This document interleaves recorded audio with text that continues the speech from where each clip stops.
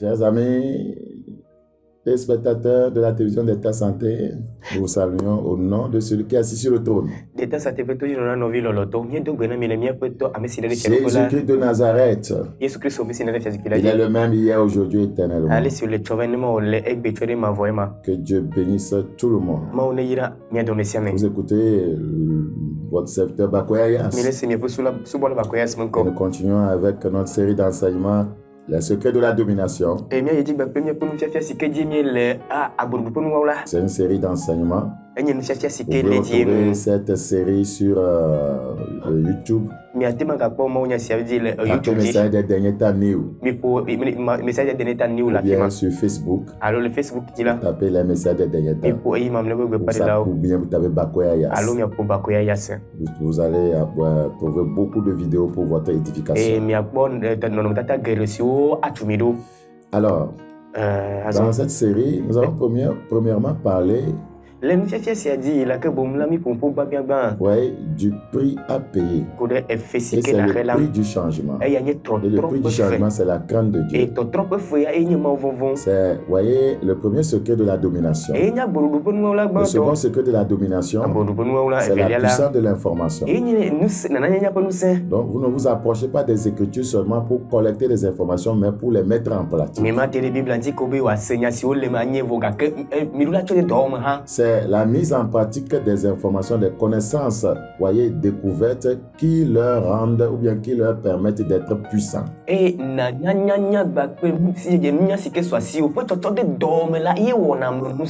la fois passée, nous vous disions comment, voyez, avoir la puissance de l'information. Il ne faut jamais cesser d'apprendre. Et deuxièmement, voyez, il faut être un lecteur. Car les lecteurs sont de futurs leaders. Nous allons continuer sur cette pensée. Seigneur, bénis ta parole chacun au nom de Jésus-Christ. Amen. Alors, la troisième, voyez, chose à faire pour avoir l'information dans ce royaume, il faut se référer au livre de la loi. Dans Josué 1, le verset 8, le Seigneur nous a montré comment nous pouvons dominer. Que ce livre de la loi ne se loigne point de ta bouche, mais dites-le jour et nuit, en agissant fidèlement selon tout ce qui est écrit. C'est alors que tu auras du succès, c'est alors que tu réussiras dans toutes tes entreprises. Alors, pourquoi le livre de la loi? C'est parce que sans référence, vous ne deviendrez pas une référence. Sans référence, vous ne deviendrez pas une référence. Sans référence, vous devez vous référer à quelque chose pour avancer, pour dominer dans la vie. Voyez, par la mise en pratique de la parole de Dieu, par l'obéissance de la parole de Dieu, les gens ont dominé.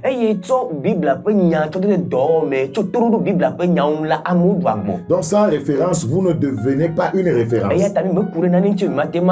Sans information, personne n'a vraiment un avenir. L'information va réduire vos combats spirituels. C'est la vérité. L'information va réduire vos combats spirituels. Par exemple, vous voulez vous rendre à une destination. Et vous avez l'information que il y a une voie. Lorsque vous empruntez cette voie, voyez, elle mène à votre destination, mais il y a des lions sur la voie. Il y a une autre voie. Elle mène toujours à votre destination, mais c'est une voie où il n'y a pas de souci.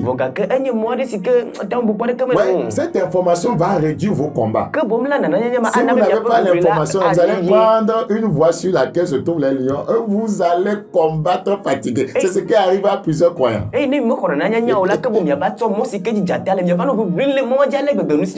Donc, Dieu lui connaît les vraies voies. Il connaît le chemin, il dit je suis le chemin, la vérité et la vie. Donc, les gens ont emprunté des chemins qui ont augmenté, voyez, leur combat. C'est la vérité. Ouais, par exemple, si deux pays sont en conflit, mais ce qui permet, voyez, à l'un d'entre eux de gagner le conflit, c'est la qualité des renseignements. Donc, c'est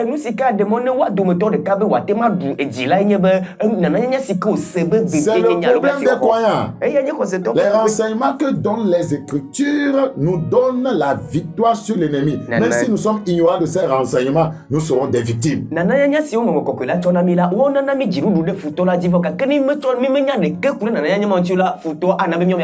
le livre des livres, c'est-à-dire la Bible, est le guide de votre voyage sur terre.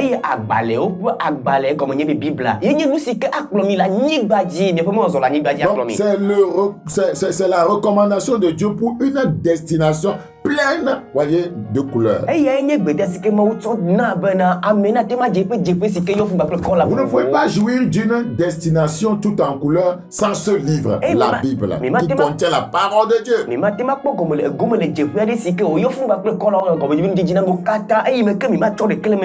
Quand vous vivez votre vie par chance, sans consulter les Écritures, vous n'aurez pas de chance. Quiconque vit par chance n'aura pas de chance. Livré à la chance, la vie devient comme une loterie. Les gens vont vers le Seigneur, vont dans des assemblées chrétiennes et espèrent, voyez, devenir quelque chose par chance. Non?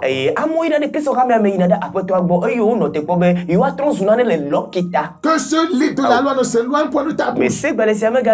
Non seulement tu le médites, mais tu agis fidèlement, tu pratiques l'enseignement que la parole te donne. La vie devient comme une loterie quand, voyez, on se donne à la chance. Et quand il en est ainsi, la vie devient une moquerie. C'est la vérité. Une vie livrée à la chance est une, voyez, devient une loterie. Et cela devient une moquerie. Ne vivez pas votre vie par chance, mais vivez-la en vous fondant sur des choix fiables, en vous basant sur des informations solides que donne la parole de Dieu. Vous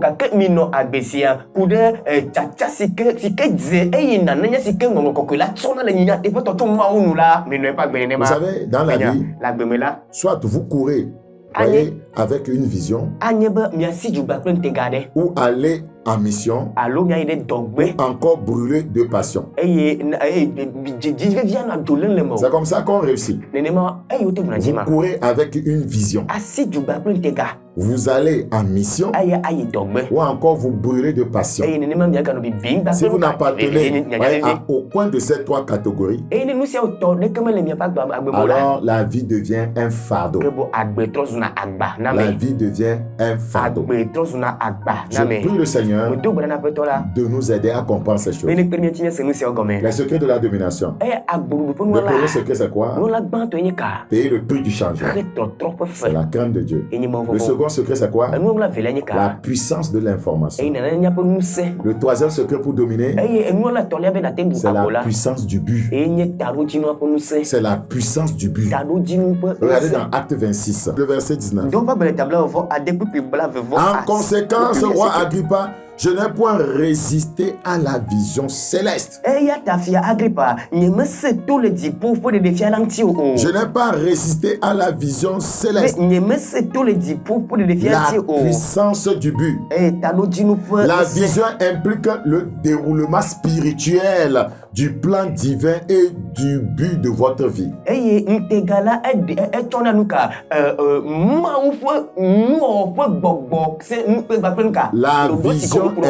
La vision implique le dévoilement spirituel du plan divin. Le dévoilement spirituel du plan divin et du but de votre vie.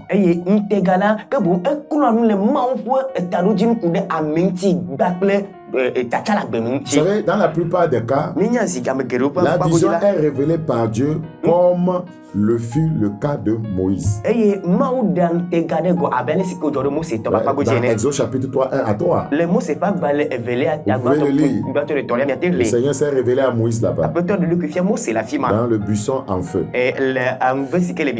Ouais, il s'est révélé à Gédéon aussi. Dans Juge 6, 22 à 23. Et il leur a dit ce pourquoi il s'est révélé à eux. Il s'est révélé à Paul. Dans Acte 26, 13 à 19. Et Paul savait pourquoi Dieu s'est révélé à lui. Regardez toujours dans Acte chapitre 26, le verset 18. À partir du verset 17, on va mieux comprendre. Je t'ai choisi du milieu de ce peuple et du milieu des païens vers qui je t'envoie, afin que tu leur ouvres les yeux pour qu'ils passent des ténèbres à la lumière et de la puissance de Satan à Dieu, pour qu'ils reçoivent par la foi en moi le pardon des péchés et l'héritage avec les sanctifiés. Il s'est révélé à Paul, il lui a dit pourquoi il s'est révélé à lui ce qu'il devrait faire. C'est comme ça on réussit dans la vie, on domine.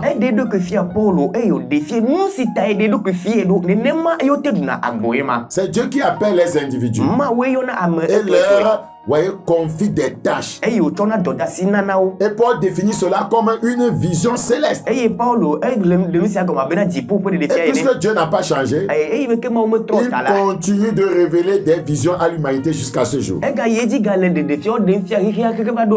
Paul ne s'était pas engagé dans l'œuvre, par désir. Paul ne s'était pas engagé dans l'œuvre par intention ou par ambition. C'était purement un mandat divin.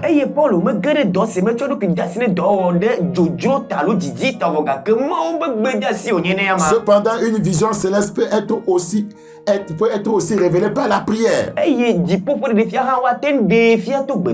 C'est tellement important. Ceux qui ne prient pas, auront du mal à découvrir le but de Dieu pour leur vie. C'est quand nous prions beaucoup que Dieu vient à nous et il se révèle à nous. Vous ne pouvez pas tenir sur votre tour, et ne pas entendre ce que Dieu a à vous dire.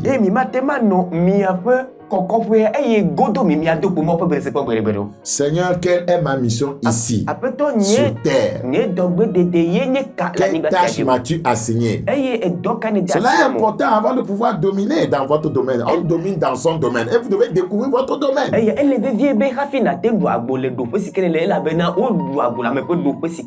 Dieu est engagé à nous conduire dans la voie où il faut marcher et à nous enseigner. Somme 32, 8.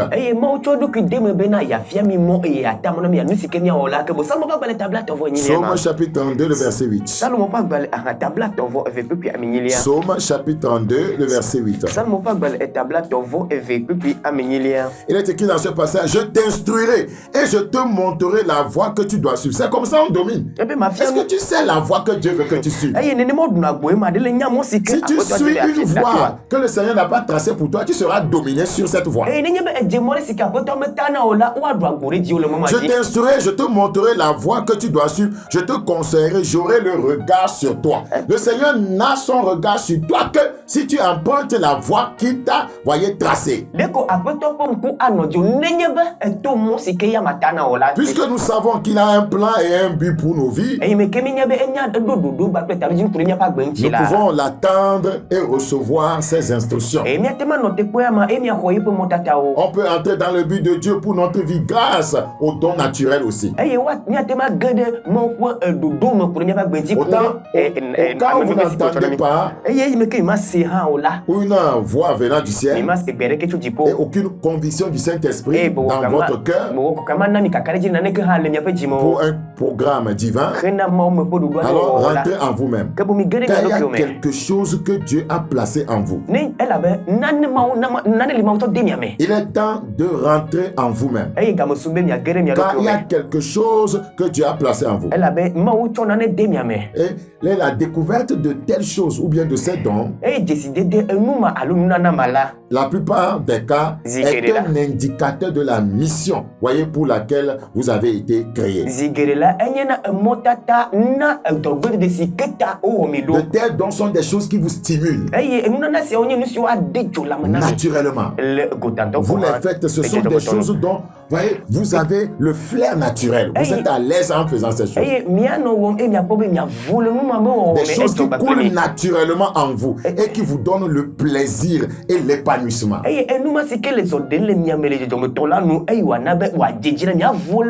Le plus souvent, de telles aptitudes définissent clairement le but de votre vie. C'est très important. Et personne ne peut, voyez, concrétiser réellement le but de Dieu pour sa vie s'il n'a pas la passion.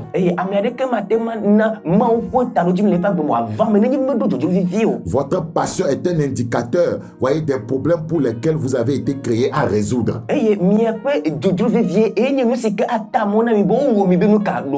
Quand vous êtes passionné dans un domaine, par exemple, quelqu'un peut être passionné, voyez, par le, voyez, comment vous appelez ça, le dessin. Ouais, il était tellement passionné. Son but peut se situer là. Votre passion peut se définir comme tout ce qui vous met en alerte émotionnellement dans vos actions et vos réactions face à certaines situations.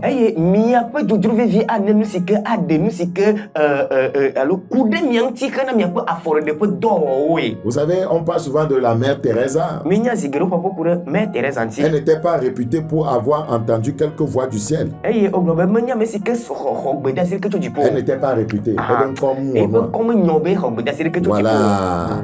Oh, voyez, cette mère, voyez, elle avait un don exceptionnel. Elle avait la passion pour les lépreux. Voilà, les lépreux sans ressources qui vivaient en Inde. Elle était passionnée pour eux. C'est là-bas qu'elle a trouvé son domaine d'activité et elle est devenue célèbre. Néhémie dans les Écritures n'avait ni vision céleste ni une capacité remarquable. Mais il était animé d'une passion brûlante. Voyez, pour les affichés de Jérusalem et pour les murs détruits de la ville. Néhémie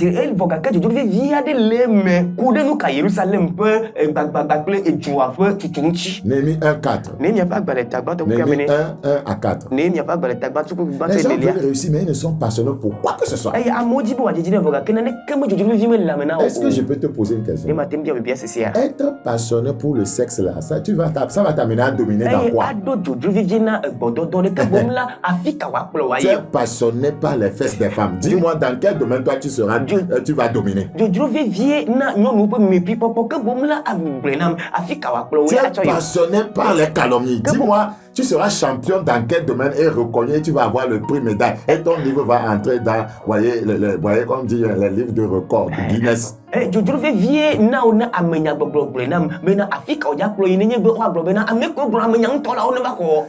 passionné par la masturbation. Dis-moi, quel prix on va te donner dans ce monde que tu as dominé. Tu es passionné par l'escroquerie. Passionné par la colère, la haine, le manque de pardon, les divisions. Tu es passionné par la pornographie. Veux-tu devenir pornographe? On est passionné par quelque chose qui va apporter des solutions au monde. Et c'est comme ça que tu es reconnu comme un homme d'impact. Parce que tu apportes des solutions dans ton monde, dans la société. La passion de Néhémie lui a donné une place dans l'histoire. Voyez, Vous êtes soit en train de poursuivre une vision, soit en train de remplir une mission, soit de brûler par une passion. Là où il n'y a aucun des trois, la frustration est à l'ordre du jour. Vivre sans une mission définie, c'est comme vivre dans un asile. Vivre pour soi-même, faire de vous un esclave. À l'opposé, vivre pour les autres, faire de vous un leader. Rapidement, 3 orientations vitales pour accomplir tout but. Pour accomplir tout but, il vous faut 3 orientations principales.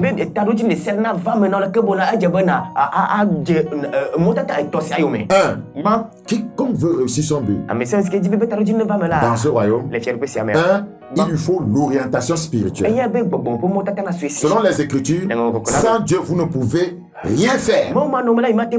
Et la Bible dit, si Dieu est avec nous, qui sera contre nous? Quand vous êtes Jean 15, 5, vous avez dit, sans moi, vous ne pouvez rien faire. La plupart des chrétiens, voyez, qu'est-ce que je peux dire? Non, pas d'orientation spirituelle. C'est la raison pour laquelle ils échouent. Ils permettent à un petit succès de les déconnecter de Dieu. Vous ne pouvez pas réussir ainsi. Vous devez permettre à Dieu de continuer à vous orienter. Vous avez besoin de l'orientation spirituelle de Dieu pour réussir. Aussi forte et belle que puisse être la branche d'un arbre, elle fane automatiquement une fois déconnectée de la racine et finit par, voyez, mourir.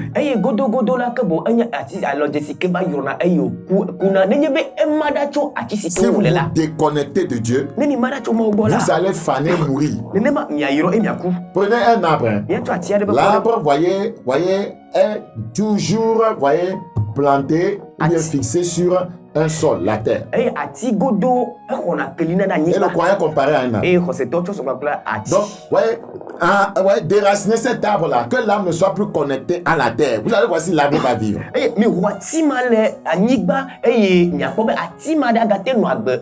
Quiconque n'est plus connecté à Dieu ne peut plus vivre. Ne peut plus réussir. Vous allez mourir.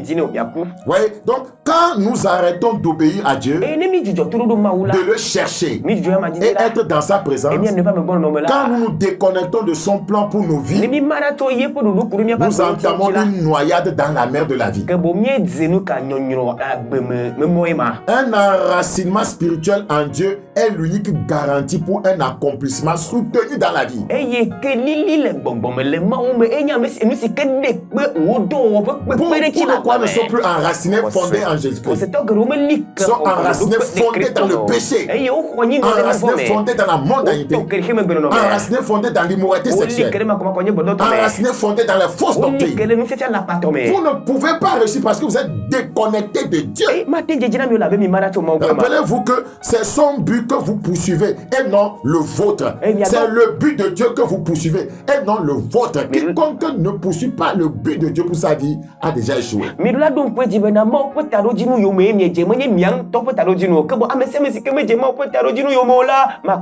Isaïe 55:8 dit, nos pensées ne sont pas ses pensées, nos voix ne sont pas ses voix. Donc, pour réussir à accomplir son but, 1, il faut l'orientation spirituelle. 2, il faut l'orientation visionnaire.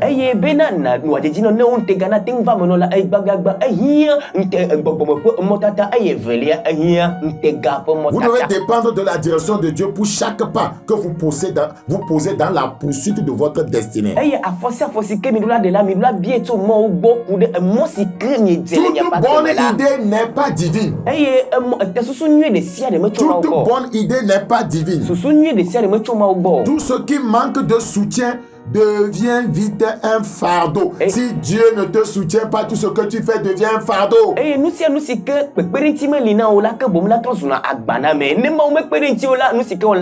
Dieu est celui qui connaît la fin dès le commencement. Alors, le suivre garantit notre sécurité. La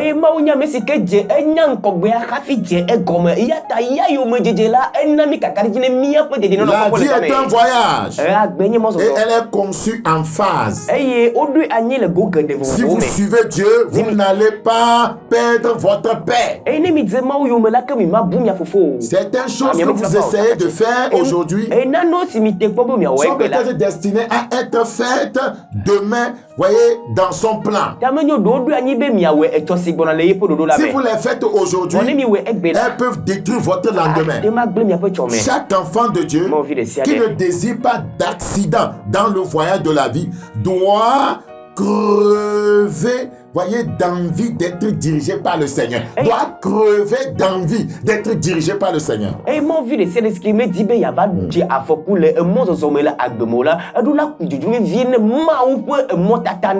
Bible dit, Somme 23:1, l'Éternel est mon berger, je ne manquerai de rien. Si Dieu est votre berger, si c'est lui qui vous dirige, vous ne manquerez de rien.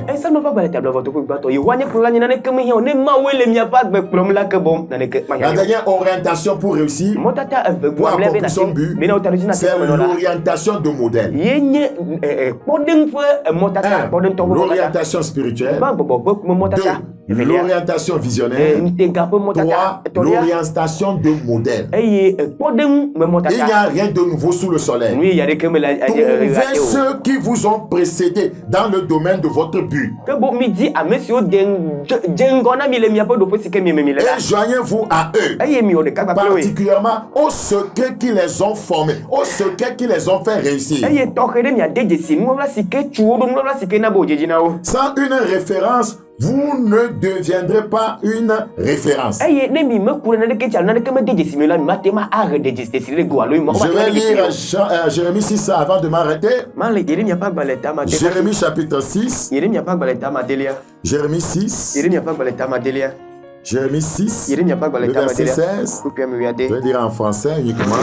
Ainsi par l'Éternel, placez-vous sur les chemins, regardez et demandez quels sont les anciens sentiers, quelle est la bonne voie, marchez-y. Vous devez découvrir la bonne voie avant d'y marcher. Et vous trouverez le repos de vos âmes. Mais ils répondent, nous n'y marcherons pas.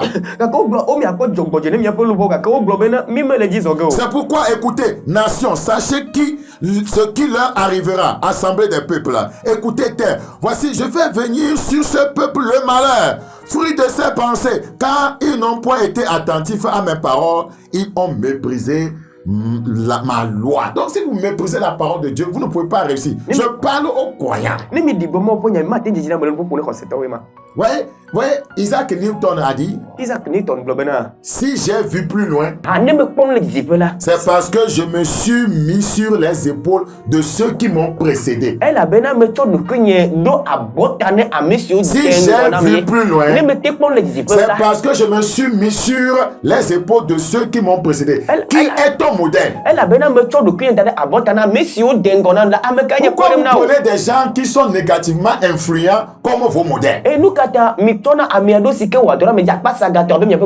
Si j'ai vu plus loin, c'est parce que je me suis mis sur les épaules de ceux qui m'ont précédé. C'est ça l'orientation de modèle. Qui est ton modèle? Le véritable modèle, votre premier modèle devrait être Jésus-Christ. Et les Écritures disent de prendre aussi comme modèle, voyez, nos leaders.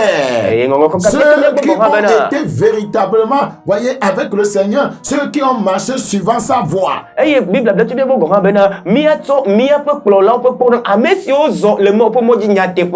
Aujourd'hui, beaucoup de jeunes ne veulent plus, voyez, les conseils venant des pères. Ils veulent corriger leurs pères.